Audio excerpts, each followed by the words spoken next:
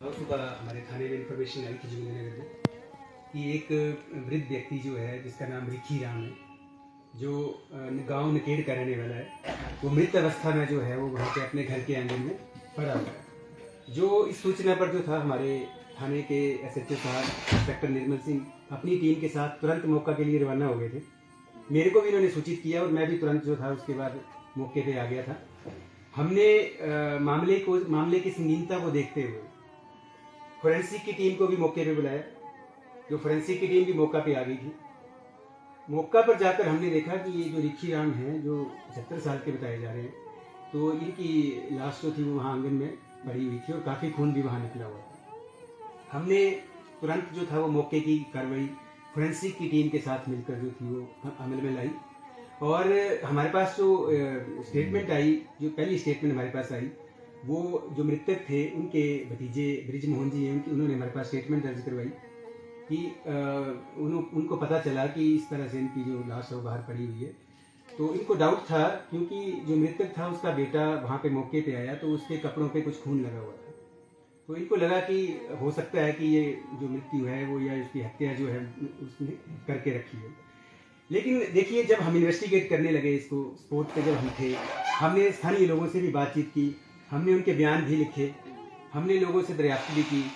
तो सारे तथ्यों के निष्कर्ष के बाद हमें ये मालूम हुआ कि जो इसका मृतक का लड़का था, इसकी इन्वॉल्वमेंट इसमें नहीं पाई जा रही थी।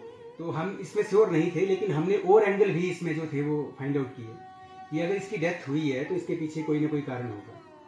तो हमने और एंगल देखे कि कहीं इसमें लूटपाट वाला कोई एंगल तो नहीं है, क्योंकि जो मृतक हैं रिखी राम जी, ये अकेले रहते थे घर में और इनके पास एक दुकान भी थी और पेंशनधारी भी थे। तो एक लूटपाट वाला एंगल भी इसमें हो सकता था, जो कि हमने रूल आउट किया और ऐसा नहीं पाया गया। इसके अलावा हमने ये भी देखा कि इनका कोई पारिवारिक विवाद तो नहीं चल रहा है, क्योंकि इस मृतक की 2 शादियां हो रखी थी, तो उसका भी एक विवाद था इनका। लेकिन उस एंगल पे भी हमने काम किया और हमने रूल आउट किया कि इसमें कोई पारिवारिक कारण जो है झगड़े का या हत्या का नहीं है। इसके अलावा जी देखिए, एक एंगल हमारे पास और था कि कई बार ऐसे होता है कि किसी अचानक कोई झगड़ा हो गया और उसमें किसी ने उसकी मृत्यु कर दी। तो उस पॉइंट से जब हमने काम किया तो उसमें हमें पता चला कि वहाँ पे पिछली रात 19 तारीख को कुछ लोग जो थे वो वहाँ पे शराब पीने जो थे वो उस मृतक के घर के पास बैठे हुए थे। तो जब हमें ये लीड मिली तो उसके बाद हमने पता किया कि वो लोग कौन थे।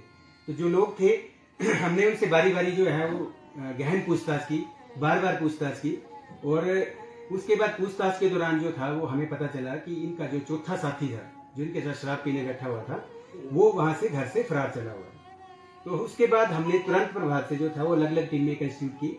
हमारे SHO साहब ने भी इसमें बहुत एफर्ट्स किए, मैं भी यहाँ खुद स्टेशन रहा और हमने मंडी से टेक्निकल सेल की टीम भी मंगवाई थी, जिन्होंने भी हमें टेक्निकली बहुत इसमें असिस्टेंस दी। इसके अलावा हमारे जो ट्रैफिक स्टाफ है, जो हमारे चौकी बस्ती के हैं, गट्टा चौकी के लोग हैं, इन सब लोगों को हमने बर्क डिस्ट्रीब्यूट कर दिया, अलग अलग टीमें बनाई, सर्च ऑपरेशन चले और हमारे स्पॉट इंस्पेक्शन की टीम अलग से थी। और ये जो एब्सकॉन्ड कर गया था एक्यूज्ड, इसके लिए हमने 2 दिनों से हम इसके लिए एफर्ट्स कर रहे थे इसको ढूंढने के लिए। लेकिन क्या था कि इसने अपना फ़ोन भी बंद कर दिया हुआ था और इसका कोई भी वेयर अबाउट से हमें पता नहीं चल पा रहा था। लेकिन जहाँ जहाँ से हमें लीड मिल रही थी हम अकॉर्डिंगली इसमें काम कर रहे थे। तो हमारी जो टीमें थी उन्होंने बहुत बेहतर तरीके से काम किया है और तालमेल बना के काम किया और आज हमें इसमें सक्सेस मिली।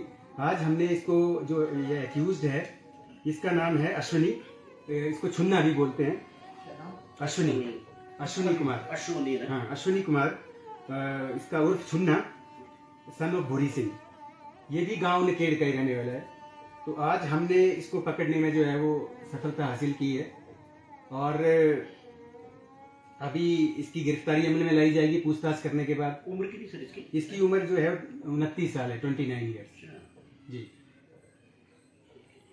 सर ये मृतक का रिश्तेदारी में है या नहीं, मृतक के गांव का ही है।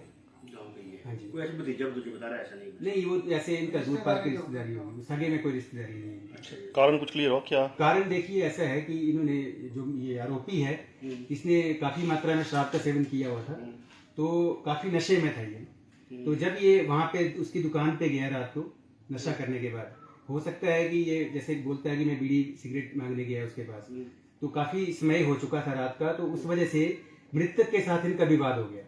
दोनों का विवाद हो गया, बहस होगी, और ये काफी नशे में था। तो ये बोलता है कि उसके बाद मुझे पता नहीं चला कि मैंने इसको किस तरह से मारपीट करके खत्म कर दिया।